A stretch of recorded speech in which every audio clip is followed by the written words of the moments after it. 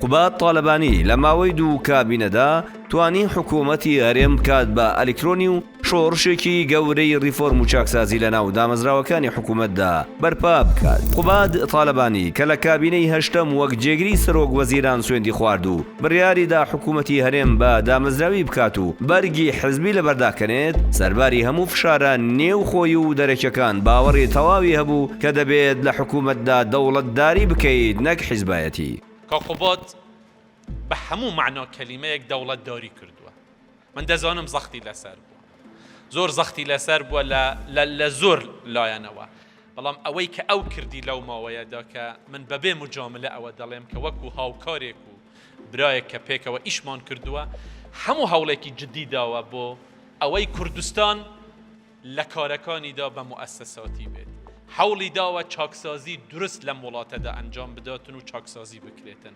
زەختیشی لەسەر بوو.